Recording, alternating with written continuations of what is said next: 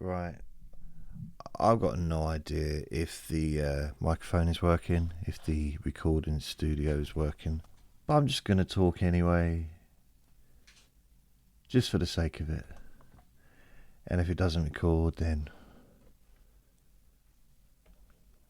it doesn't record. Oh well.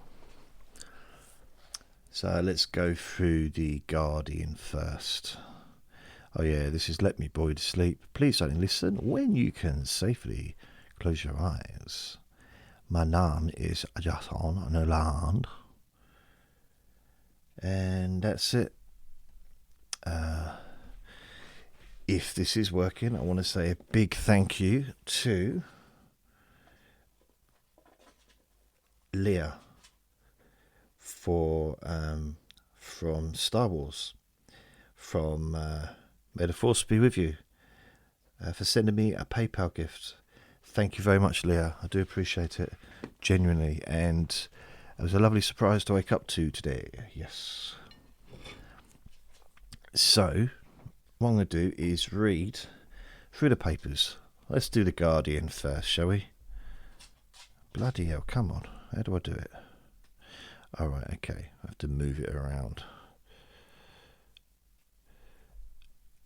So, front page of the Guardian. This is in the UK. 18th of April 2024. Would cost me £3. Blimey. Or from $1.97 for subscribers.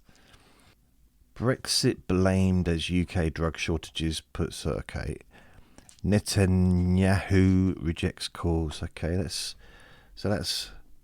not an interesting story. That's interesting, but not fun. A classic policy model. Disabled people. Is it still possible to find bargain vinyl records in your local charity shop? This might be interesting. Let's check this out. I'm clicking on it, but nothing's coming up. Why? Or page 8. I've got to go to page 8. Right, here we go. Family calls decision to edit asylum seekers? No. It says page 8. Unless it's page 8 of something else. Good. Is it still possible to find page 8? So I'm going to page 8. 6, 7, 8. Nope. Nothing about vinyl records at all. Huh. Why? That's very weird.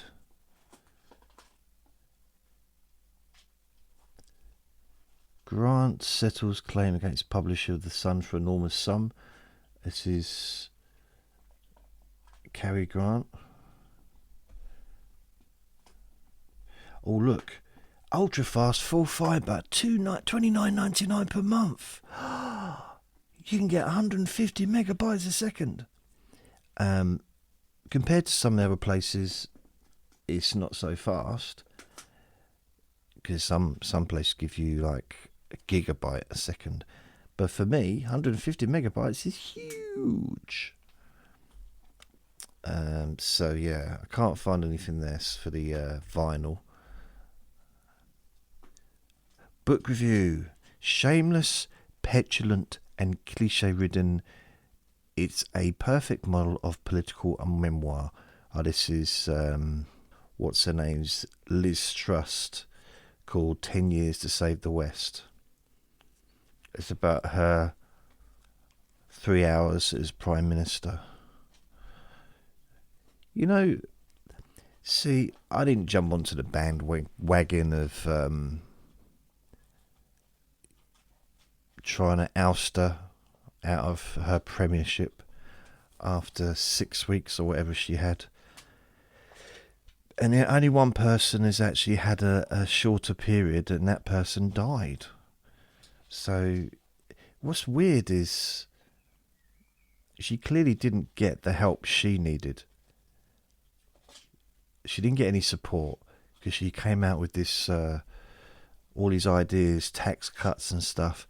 But she didn't get anyone. She was so excited about being a prime minister, which you would do, wouldn't you? And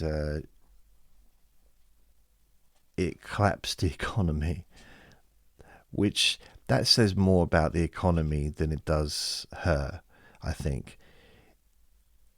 If a political statement about what she's thinking of doing is going to collapse the economy within like an hour, then there's something, more questions need to be asked, I would say, you know.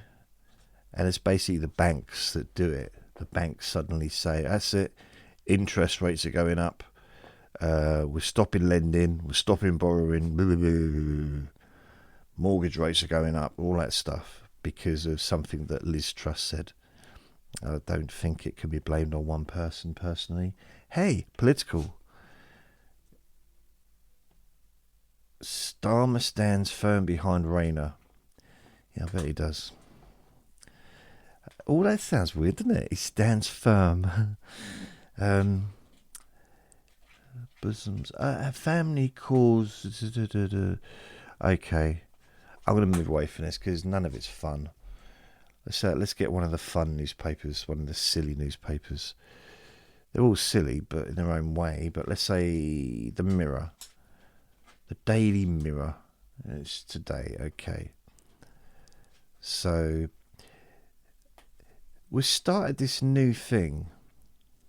I don't know if you might not be aware of it. It's copying another country. I think it might be Canada or Australia. I'm not sure. Where a law is going to come in.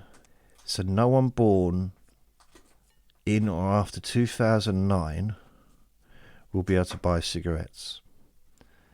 So what would someone be now? 2009, 2019, 20, 21, 22, 23, 24. So they'll be 15. They put the age of cigarettes up from 16 to 18 a few years back. And to buy cigarettes, that is. So anyone that's 14, so in 4 years' time, the law will really kick in. I mean, the law will be made soon, I think. In fact, it's already been voted in. But the actual... I guess the actual effects won't be for 4 years when those 14-year-olds and an 18-year-old, and they'll be 18, but 19-year-olds will be able to buy cigarettes. 18-year-olds won't. And when they're 19, they won't be able to buy cigarettes, but 20-year-olds will. And when they're 21, 22-year-olds will be able to buy cigarettes, and they're above that, but they won't. And get this, when they're 45, anyone over 46 will be able to buy cigarettes, but they won't. So you'll have these pensioners, these 63, 65-year-old people standing outside newsagents, like saying, "Oh, mate, can you do us a favour? Can you buy us some fags? Oh, here's £300. That's probably how much they'll cost by then. Here's £300 million. Buy us a pack of cigarettes, please." By the way, fags are cigarettes in the UK, just in case you think I was being homophobic. It's only really posh people that seem to say homophobic. Homophobic is what the average person in the UK would say, homophobic. But no, homophobic. And I'm neither of those because I love gay people. I love them. I love them more than I should. Me. I do. Never understood why people had an issue like, well, does it matter what someone else does, in their own room? What does it matter what if really? I'd never quite understood it. But then, if you look at extremism, extremism doesn't just come from other parts of the world. Extremism's here. Extremism hasn't just been here for the last, with the immigrants that came in with different religions in the 60s or 50s or whatever, or even, since then. Extremism's always been here. Just different types of extremism. That, like, anti whatever it might be. I mean, there was a time when being gay was a mental illness. Now that was good. They might say that's not good. It was, because before that it was just against God. It was satanic. It was almost like, it was the devil. You're the devil. You want to do gay things. You're the devil. But and then they realise, it's a mental illness. So still against the law, but people didn't, it wasn't like, and people would go to prison for it, but it wasn't the same as, people didn't get burnt at the stake and stuff like that anymore. Although I do wonder if it should bring it back, not for gay people, just generally. Be better than anything that's on telly. Bring it back for terrorists or shoplifters, Amazon drivers that don't deliver properly. Things like that. Uber drivers that deliver food cold. There's no list of burnings at the stake. It'd be one every hour around here. Anyway, I don't want to kid in. I'm kidding. Okay, so that's what it is. That cigarette-free generation. It's copied from another country. It's not America, so it's a Western country that is English speaking. So I think they've either copied it off, either Canada, Australia, or New Zealand.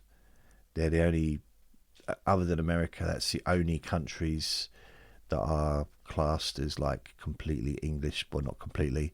I know Canada has parts that are predominantly a different language, but parts, the whole of America and Canada had different languages, didn't they? And Australia and New Zealand, and England as well. We didn't speak like this. The whole thing about, we're pure. No, we're not. We're not. We've been invaded, I think, 17 times or something in this country by lots of different countries. I mean, Germany, during the First World War and the Second World War, Germany just wanted to come back. They'd already invaded us before, in the past. So, yeah, we're just a mixture of things. There was a time when we spoke. The Germans were here for 400. No, the Italians were here for 400 years, which meant that we probably spoke Italian. But I just don't have the linguistic gift for it. But then we say we. I'm like half. I'm not really like pure. There's no such thing as pure anything, but part of my ancestry comes from Ireland. But then my granddad's side comes from England. But my dad did this hereditary thing years ago, and we do go back to Scotland. But then, which means that we're kind of the original people of the country, the Celts, because the Celts were here. Celts are kind of some of the original people on this planet. Not on this planet, in this country. And then I think when the Romans came here, they took off to Wales and Scotland. Again, I'm making this up. I don't know if it's true or not. And no, this is not a continuation of my last podcast. I'm going to move on. So there. Okay, Come Together. Beatles' sons join forces and create Lennon-McCartney 2. Which is weird because now they're in their 60s. I mean, come on. Why didn't you do it when you were younger? Sean and James. So, Sean McCartney. That wasn't the one that had the songs. What was the one that Julian? Was it Julian Lennon? I like Julian Lennon. As if it's his name. He was good. My name is Julian Lennon. Ba ba da ba ba da ba.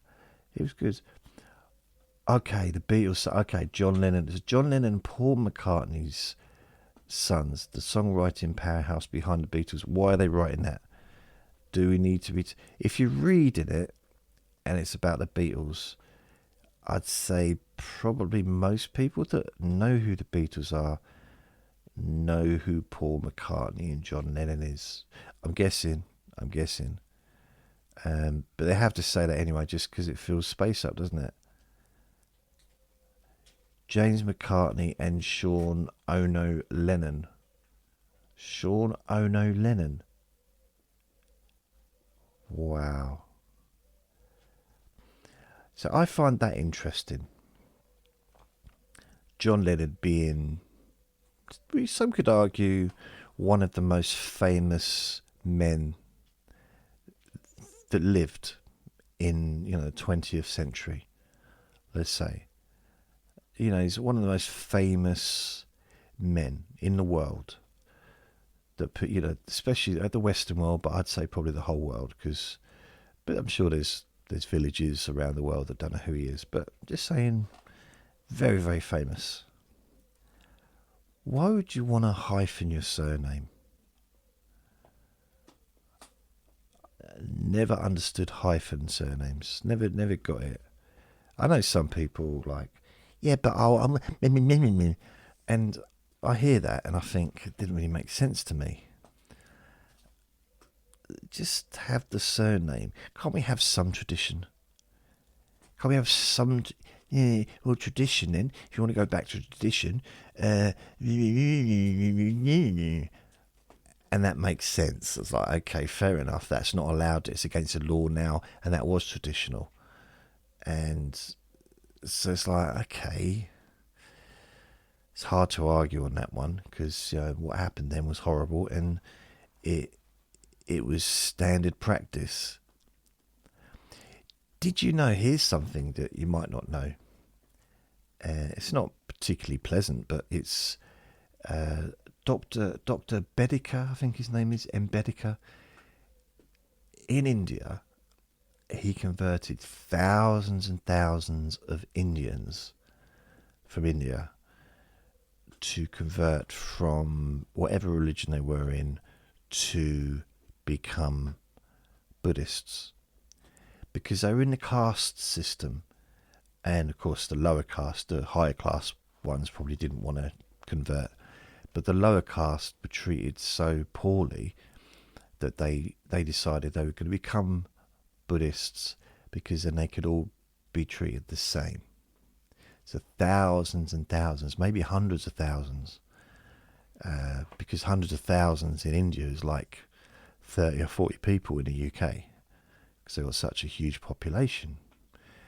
And so, but one of the rules was, and it's diabolical just to think that someone would have to be told this, and it wasn't that long ago. We're talking probably the 60s, maybe the 50s, maybe even the 70s. So it wasn't a huge long time ago. It might have been the 80s even, but it was kind of within my lifetime or just a little bit before. And one of the rules was, they can be ordained as Buddhists, be converted into Buddhists. I don't know about ordained, but they were converted. And they'd take like I did myself, taking the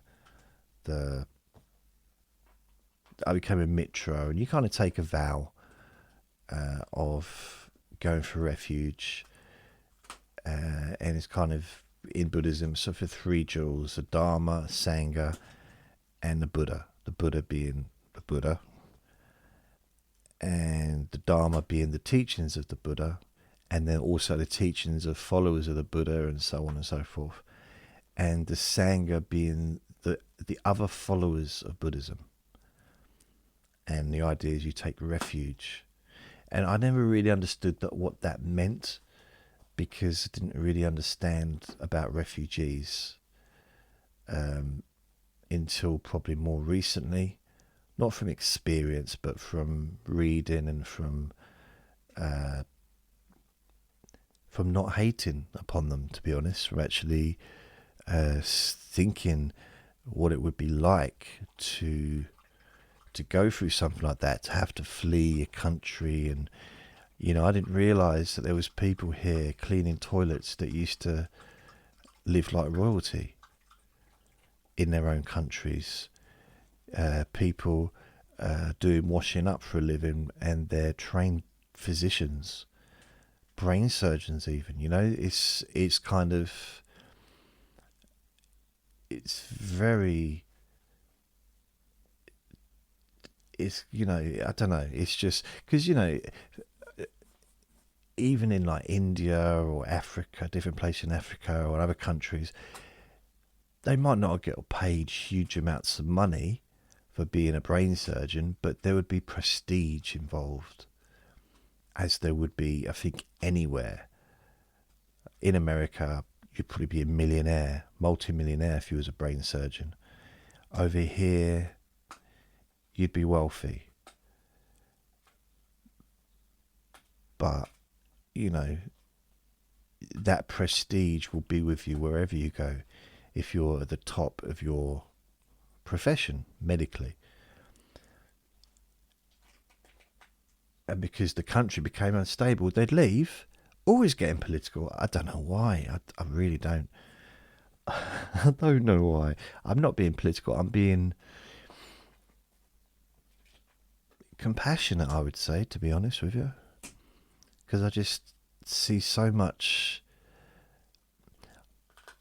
negativity about people that are suffering, and I think, well, you know what? Where's the compassion, baby? Where's the compassion? And that just throws me off a bit. Like, can't we all just get along a little bit like that? Anyway, I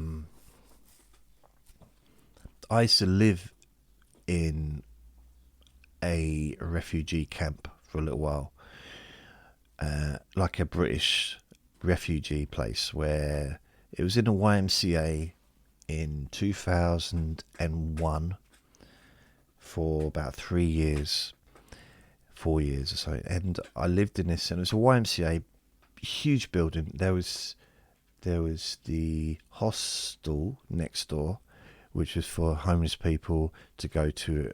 That's where they went to start with. And if they played the game, they would then move into one of the studio apartments next door. And if they continue to play the game and behave themselves, they'll then get a council flat. So, that was that. And that was more for the residents of the UK.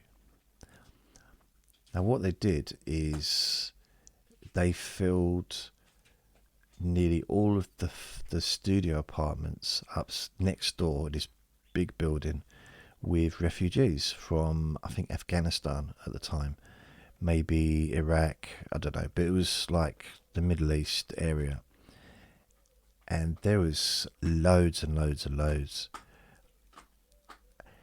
And I'd never really been in that situation before. And I got on with everyone. I was sort of just friendly. Although they were noisy at night, they'd use the radiators as drums, and they'd be singing and perhaps chanting, I don't know. And it was a little bit full on at times, like, come on. But I just, most of the time, kept me cool and just, I was working, so I wasn't there that much. But I did see, I saw some interesting things as the way they operated, very much stuck together, didn't go out on their own. And I suppose I could see in a way how some people maybe could be intimidated in the street. Not because if you just see like maybe 12 men walking towards you, I suppose if you're easily intimidated,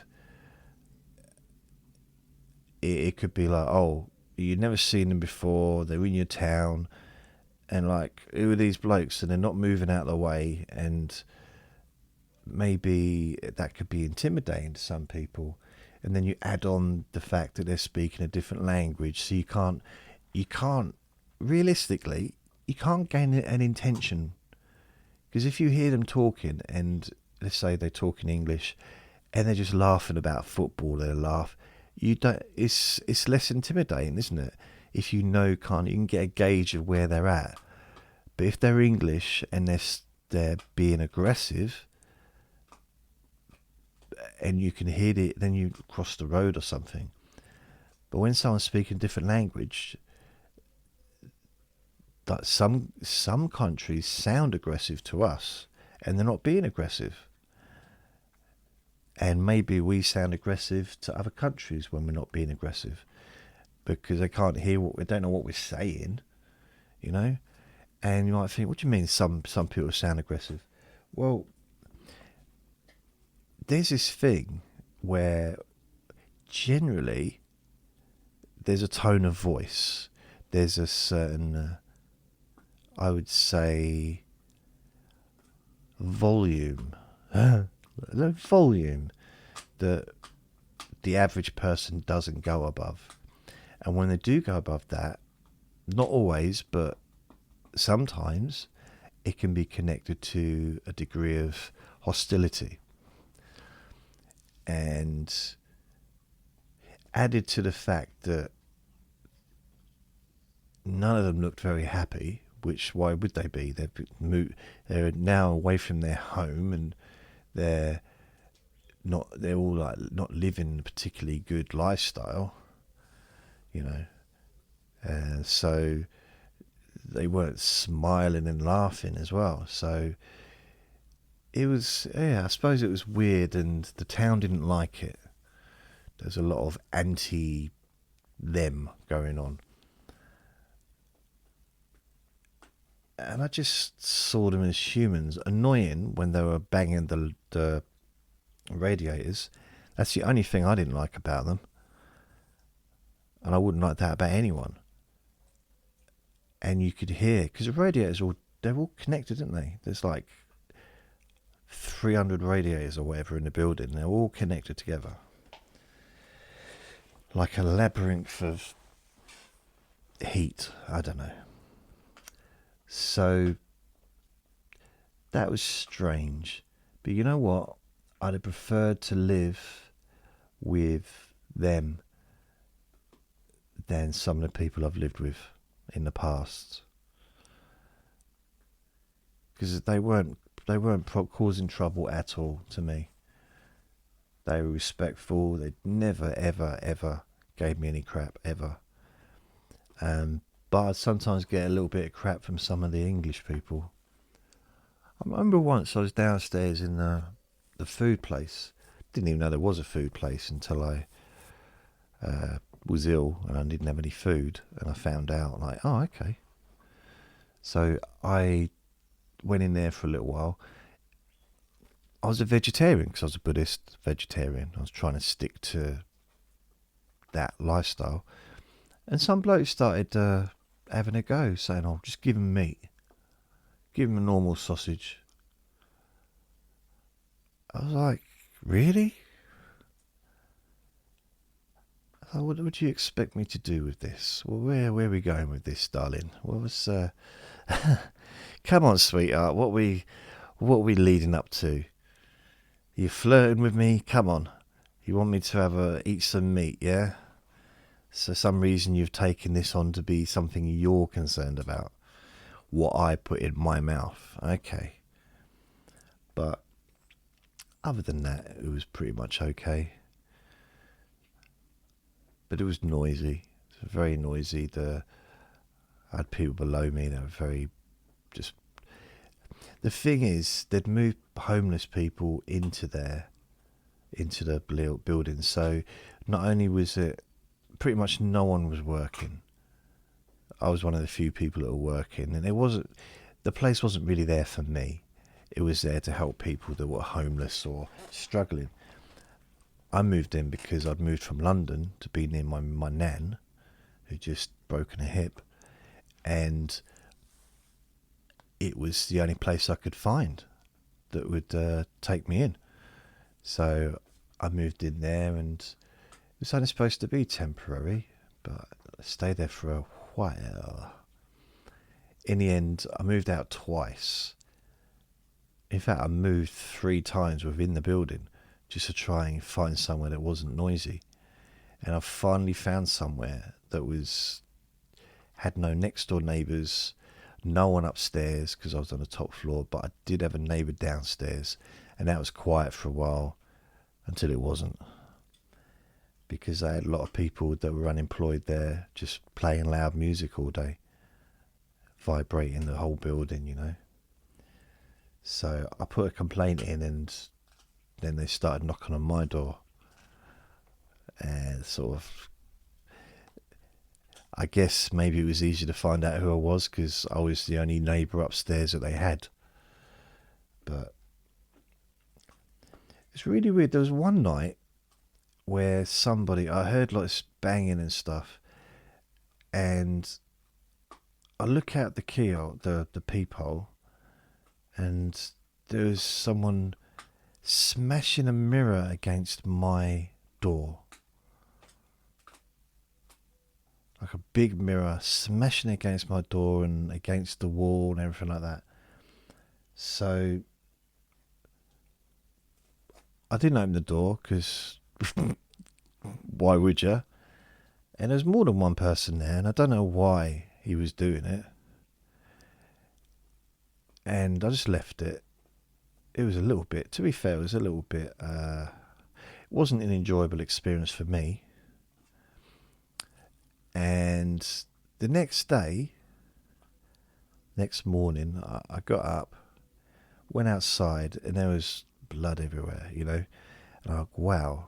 And there was bits of mirror on the floor, and I don't think the actual whole of the mirror was there, but it was definitely smashed up, and, you know, not just my door, but other around the wall and stuff like that. So I go downstairs to the reception to make a complaint, or just to let them know that what had happened. And they said, oh, we've already had a report, because there was, next to my one, there was actually an office which they used during the day. So someone had already, maybe it was on camera or something, or the cleaners or something. Anyway, so I said, okay. And they said, we don't know who did it though. I turned to my right. This was at the reception, and there was a bloke with a big bandage on his hand. Now, I'm not Columbus, but let me think. He has big old bandage on his hand. The person that was smashing that mirror was holding with bare hands. There was blood everywhere, which meant clearly that person was cut, which does happen if you hold a mirror and start, you know. And I looked at him, I said, are you sure? Yeah, we don't know who did it. And I looked at his hand, and he's like, are you that dumb? Really? Look. And this is someone that they knew. This is one of their problem children, you know, in the place. And pretty much they would have had him on camera doing it as well. At least walking around with a mirror. And I just like, well, okay, fair enough. If you're not going to do anything about it. So I said to leave it. And that was part of the reason I moved out as well. Although I did move out from the previous room downstairs and went and lived in a caravan because I was fed up with the noise. And I found a caravan on this. It was near a railway track, a railway track, which was. It wasn't that busy, to be honest, the railway track. But it was this little bit of land, and there was I think only about 5 caravans on there. They weren't nice caravans. Well, they weren't horrible caravans, but they were old caravans, but looked okay inside. And so it was big enough. I think there might have even been 2 bedrooms. There was, but definitely a double bed room, probably a little bedroom, bathroom, kitchenette bit, and then there was a big living room with like a settee and a reclining chair. And I liked it. I thought, yeah, I'll move in here. So I did. I did it at the wrong time of year. So I moved in. I was still paying rent at the other place. So I didn't give up that place because I wanted to see if I liked it or not. And I think I'd already paid 3 months in advance in the rent. So I just moved my stuff in and wanted to see how it went. Now, I was sitting outside at some point. So my memory is I moved in about November, but surely the weather wouldn't have been good enough for me to be able to sit outside and read a book on a Saturday. So maybe I was there for a little bit longer than that. Maybe it was October. I don't recall completely. Anyway, it started getting a bit cold. And the condensation inside was ridiculous. It was on a level I've never seen before. The thing should have really been. I think it should have been in someone's garden so they can use it in the summer, or only rented out in the summer, because not applicable in the winter when it's cold. In the summer, it's lovely. It's like a shed. It's just a nicer version of a shed. So yeah, if that had been, let's say, in Thailand, for example, that would have been quite a nice thing to have if it's in a hot country. I don't know, just an example, but I'll close this thing up because I'm not reading it, am I? Ugh. And then because I was working at the time. Yeah, I was working. And it was my first insurance job, so I was still working there. And this was.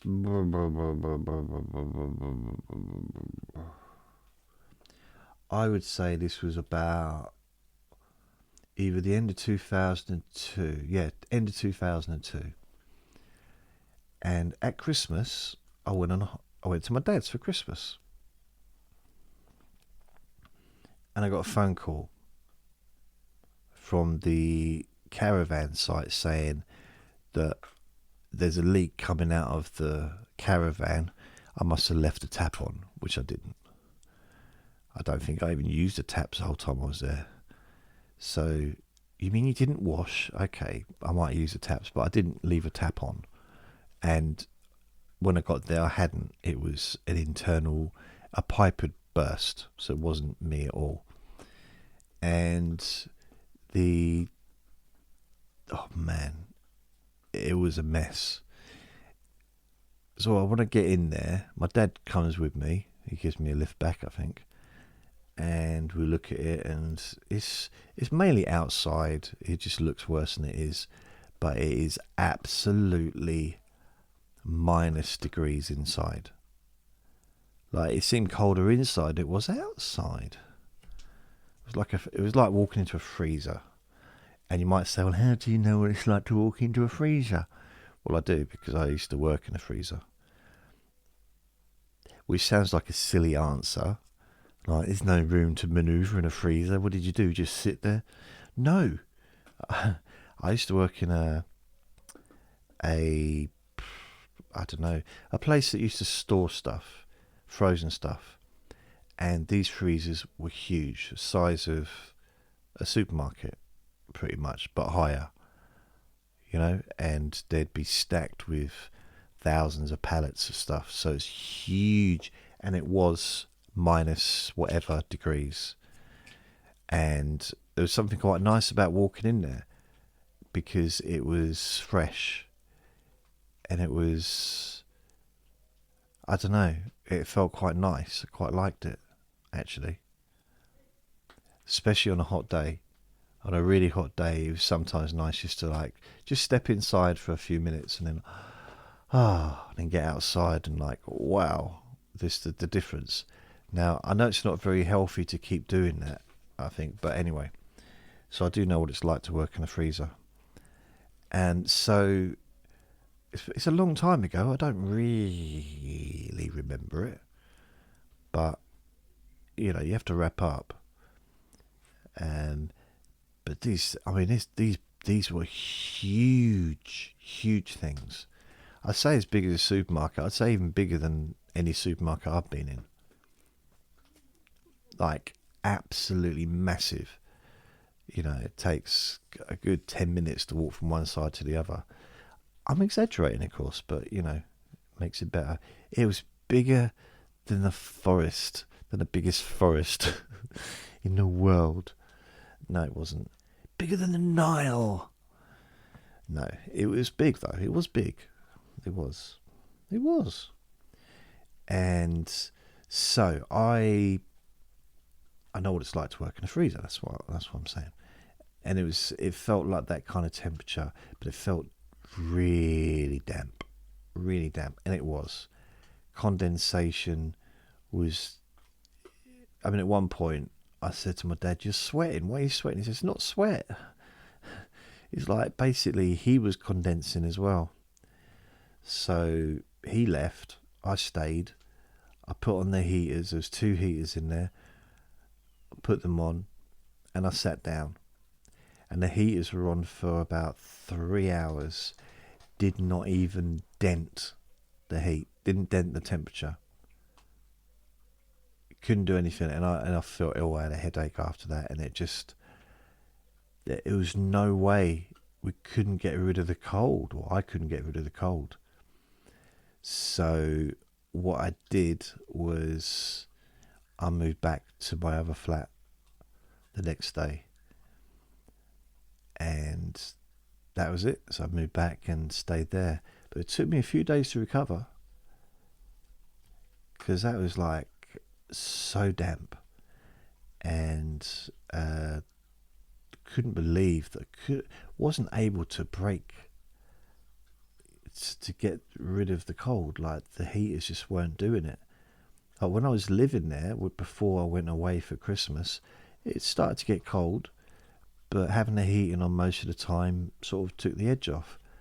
But this, wow, after being left for 3 days or 4 days without any heating, it was an icebox.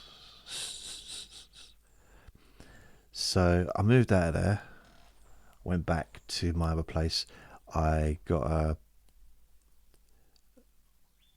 a friend to give me a hand, and all my books were damp. And at that time, I had a huge collection of books, over 1,000 books, and I'd been collecting since 97. I had a huge collection of books before that as well, but so this is how much I'd collected since 1997. And I always took my books wherever I went. Not wherever I went. I didn't go shopping with my books because that would be weird. Although, when I went to Ireland in 1994, I had this big army kit bag thing, and I had all my books in there. not that there was a lot of books, but my pads and everything. And that was, and what's weird about it is I actually got searched. They stopped me at customs when I got to Ireland. So I went through, about to walk through, and they stopped me and interrogated me. Yeah, it's true. They wanted to know who I was, why I was going there. They were searching all my stuff. I said, it's just books. And I don't know what they thought I had, if I had weapons or something. So they searched, and I said, okay, so where you staying? And I mean, this is in a time when we had free movement through Europe. You could pretty much, were supposed to be able to just go anywhere you wanted. Didn't really even need a passport in some ways. Although I did have a passport, so that was not really an issue. But you could get like a temporary visa passport thing just to go abroad, which I used to use to go to. In fact, I'm pretty sure when I went to Belgium, I didn't have a passport then, and we could just go there. So, but when I went to Ireland, they really thought I was up to something, and I had to call the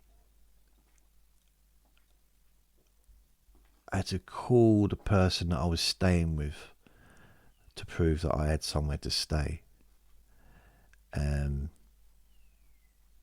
Yeah, it's very weird.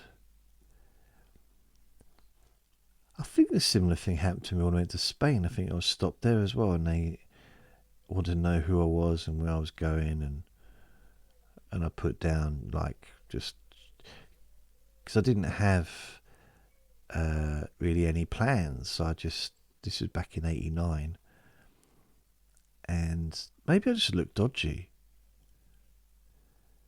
Maybe I did. Maybe I looked dodgy, and that's why I get stopped. I mean, I know that when I went to Thailand, they stopped me and made me take my shoes off, and I had to strip off in front of everyone, and they made me do a little dance. It didn't seem to do it with anyone else. I don't know why. All I know is I thoroughly enjoyed it. Made some new friends. It was great. So, I don't know. It's weird. So what was I going to say? I moved back after being that caravan. Now, I enjoyed living in a caravan. I would enjoy living in a caravan if it was a proper, decent caravan with heat, in the summer, nice and cool, in the winter, nice and warm, with just basically a house but in a caravan. And I could probably happily live like that for a long time. Me and Vinny, we could be together, be near a beach, so we could go for a walk on the beach and stuff, and it'd be cool. A static caravan, the ones that you're not supposed to live in all year round, which I never really got my head around. It's like, oh no, you can't, you only live in it for 48 weeks a year or something. Like, why? I mean, it's like, because otherwise you have to pay council tax. Oh, good, I'll pay council tax then. It's like, what does it matter? It's like, really? You don't have to. You don't get charged rates when you sleep in the caravan. Apparently, I don't know. So that'd be cool. I'd quite like to do that. Live in a caravan, and I could have probably done it. I mean, I could, yeah, definitely. I suppose I could still do it in the future if I wanted to, but I just don't necessarily want to, if you know what I mean, innit? Yeah, that would have been cool. Maybe I should look into it and see if I can get a caravan. I'd like to live. There's a couple of places. No, only one place I'd like to live. Although I do quite like Wales, but Torquay is the place I'd like to live. If I was kind of like, you can only live in the UK, or you can only live, in the on the mainland of Britain, surrounded by Scotland and Wales.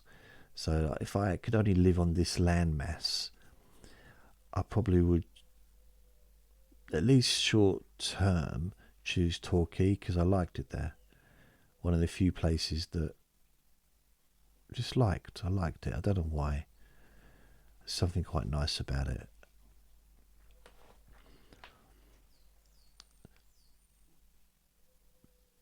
I don't know. Yeah, maybe. Maybe. Maybe, baby.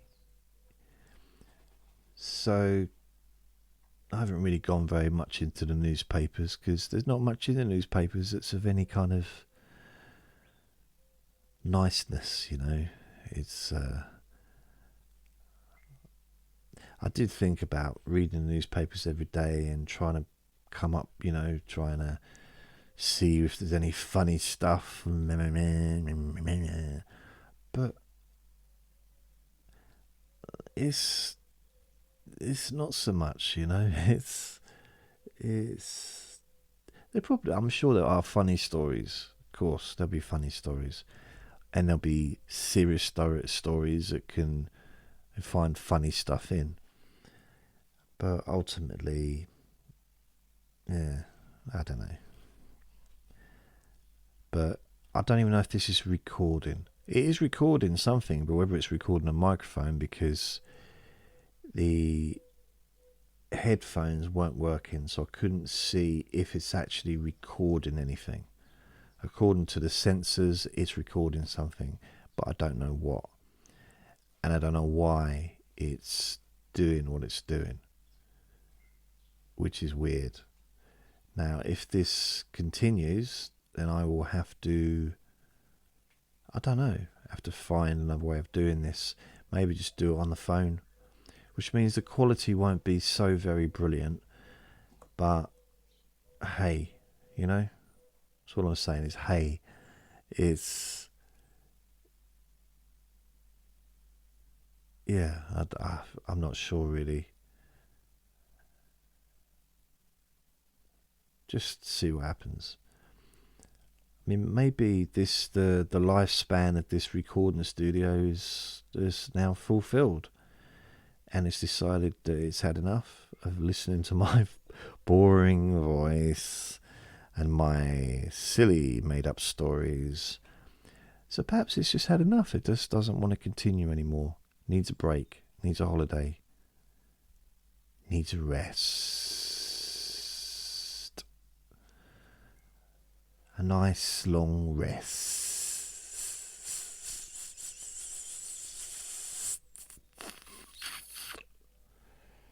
I don't know. Oh, Vinny's waiting for me to take him OUT. He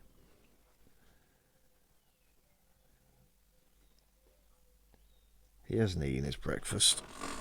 Still hasn't had his breakfast. Didn't eat his evening meal either. But he has eaten some other stuff, so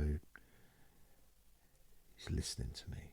I can tell he's listening. He's going to look up in a minute. Yeah, he's looked up. I know he did, yeah. He knows I'm talking about him. What's really happening around here? Nothing. I've decided to reduce my sugar intake. And I think I'm going to reduce my caffeine intake as well, because I've been having some weird physical feelings lately. So I'm going to cut down, because I think I'm overdoing it with the sugar. Even though I don't drink Coke anymore, I do have probably too much sugar. So what I might do is not have any.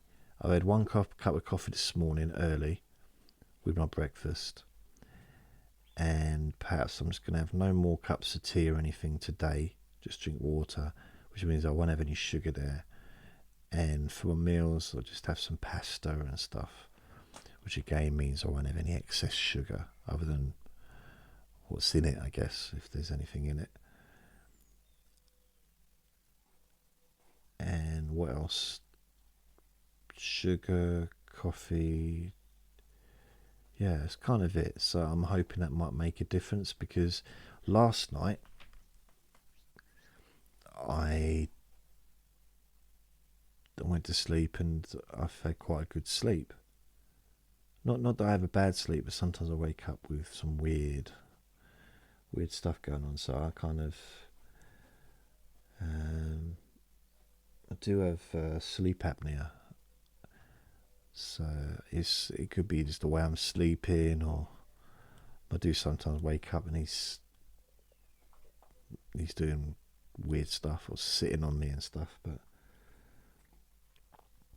that's it, Vinny. Lick it. That's it. Lick it while you can. Blimey. His mum hates it when he's licking himself. It's like, it's just normal. That's what dogs do. Just a normal thing. But when his thing's out, I'm just going to use the word thing. It's so big he struggles to walk. He trips over it. Seriously. He's a blessed young man. Blimey. It's like he's chasing a large worm. It's weird because he's been done. He had his, he had his rollers removed, and I just didn't think there'd be any physical pleasure to be gained from any of that side of things. But if you think about it, he's still got his prostate, hasn't he? And he's still got the other bit, so maybe, yeah. Although he hasn't been barking quite as much the last week or so compared to what he was. He was just barking like at everything for a while, and now he seems to have gone back to being a bit more chilled out. Although he did bark at a woman and a kid yesterday, which was a bit strange. No, he barked at a girl crossing the park. That's it, a schoolgirl. So I don't know if... The thing is, I don't know who he knows because he's lived around here. He was 10 months before I met him. He knew people before me. When I first got him, there was sometimes people coming up and saying hello to him, including not just adults, as kids as well. Right, Vinny, right, mate, right. Like, how the heck do you know what his name is? I've not even learnt it yet. So, yeah. I remember I walked past the school and all these kids were shouting, Vinny, Vinny, like he was their hero, like some kind of mascot. So, he's... Who knows? I don't know. I think he lived here for 4 months before he came to me. So I guess he just got to know other people during that 4 months. And there was a kid living in the house with him as well, so maybe the kids took him out and introduced him to some of the other kids and stuff, so maybe. But he seems to know people. And sometimes when he barks at people from a distance, I wonder, does he know them? Maybe he's been in their house. I just don't know. I don't know who they are.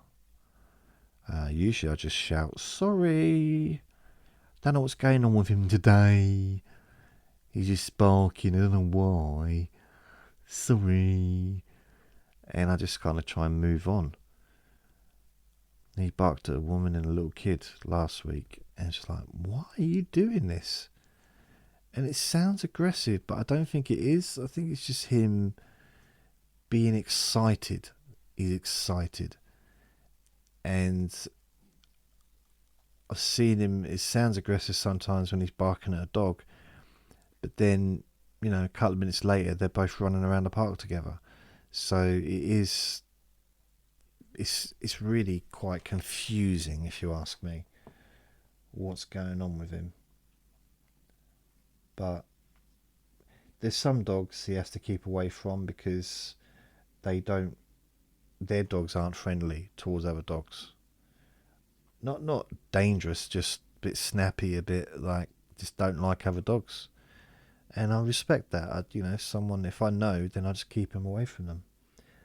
And he has to learn as well. I remember someone, he said that his dog didn't like people lunging at him, didn't like other dogs lunging at him. And Vinny was lunging, and this dog was snapping at him. Didn't bite him, but it was like, "Rrr," and Vinny kind of ran away. And that's a good thing.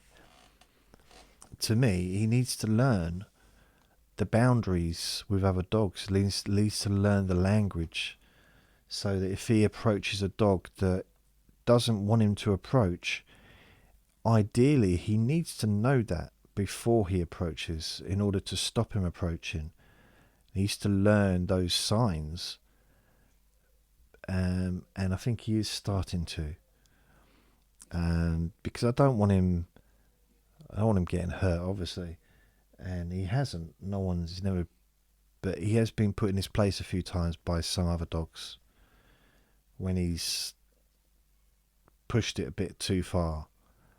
He's like, I think it's that lunging thing. He's just like right in their face or up their bum, kind of straight away, and like, hey, at least introduce yourself first. We could perhaps go for a cup of tea or something. Just that, you're moving too fast, Vinny. And he's straight in there, kind of just like everyone's his friend. And it's one of the things I liked about him when I got him, because he was super friendly to everybody. But now he's not as friendly. He still is really friendly to most people. Probably more to the humans than the dogs, to be honest. But he's now seems to have a few. He sort of takes his time a little bit sometimes.